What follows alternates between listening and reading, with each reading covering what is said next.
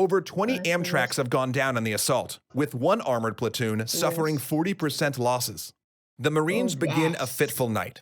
Each two-man foxhole team taking turns napping while the other watches for the black-painted infiltrators that sometimes slip behind the lines with knives.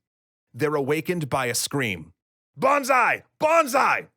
General Saito's counterattack has arrived. Soldiers charge out of the darkness, waving swords and firing pistols and submachine guns. Some leap into Marine foxholes, guns blazing and bayonets fixed. Japanese tanks rev towards the beachhead. Machine gunners decimate the incoming attackers. The USS California, wounded at Pearl Harbor, drops artillery in support.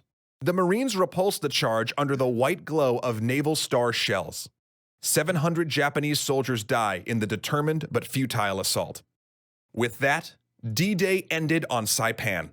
But despite the brutality of the first day's fighting, 20,000 Marines are now ashore. Some of them are code talkers, Navajo radio men recruited off the reservations who speak an unbreakable cipher based on their own language. Throughout the battle, they'll help direct naval gunfire and relay secret orders. And crucially, the Shermans arrive. Throughout the second day, the tanks pushed forward, neutralizing artillery encampments and machine guns, though not without losses. When one Sherman was immobilized, its commander, Gunnery Sergeant Robert McCard, remained inside directing fire. Nearly overrun, he ordered his crew to evacuate. He lobbed grenades to cover their retreat, then dismounted with the tank's machine gun to hold off the oncoming attack. He received a posthumous Medal of Honor. By the end of day 2, there had been hard progress, and the exhausted Americans settled in for another watchful night.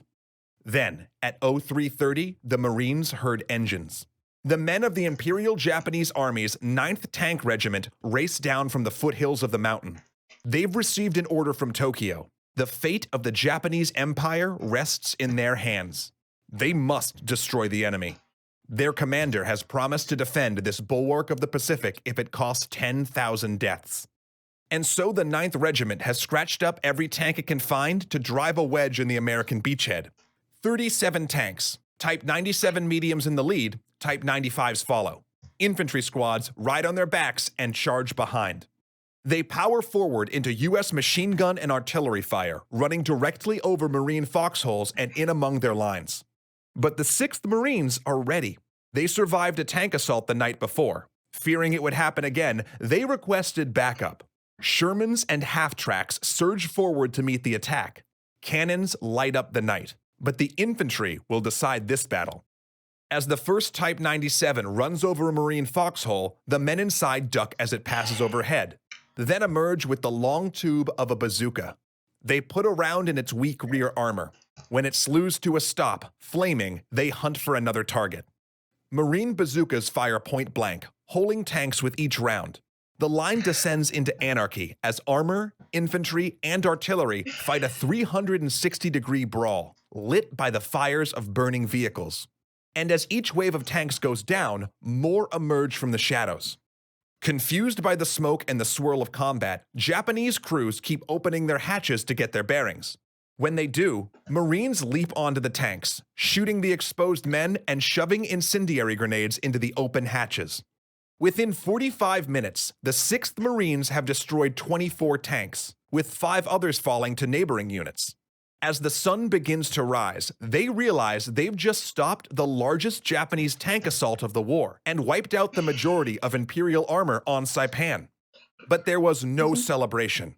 The next morning, the Marines pushed forward again, through waist-deep swamps and cane fields. They entered the shell-wrecked town of Chiran Kanoa, fighting house to house, shotgun against bayonet. And the next morning, they looked back to find an empty ocean. The Navy was gone. Rumors spread that the fleet had abandoned them. Now it was just 2 armies, fighting chest to chest on an island 5 miles wide.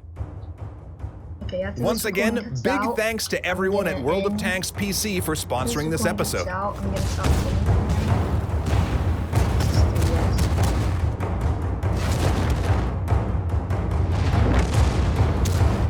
If you think that looks as awesome as I do, check out the game at the link below and use the invite code FORAGER for extra goodies.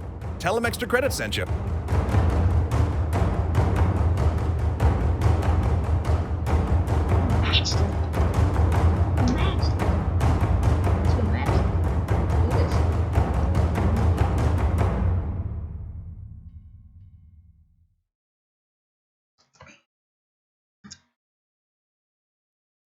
June 19th, 1944, USS Lexington. The radio man sits, sweating into his earphones. Contrary to rumor on Saipan, the Navy had not abandoned the Marines. They'd received reports of carriers closing in, a Japanese fleet coming to smash the Navy's task force and strand the troops ashore. A wave of dive bombers is headed towards Lexington. Hellcat fighters are scrambling to intercept. The radio man waits for contact. A scream in his earphones. "Scratch one bomber," a pilot crows. More screams. Men yip, cheer, and count kills. "Splash number 6," the same pilot calls. He's become an ace in 8 minutes. And he's not the only one. By the end of the day, the Hellcats have destroyed the core of Japan's air power in the Pacific. Officially, this is the Battle of the Philippine Sea, but the pilots will call it the Great Marianas Turkey Shoot.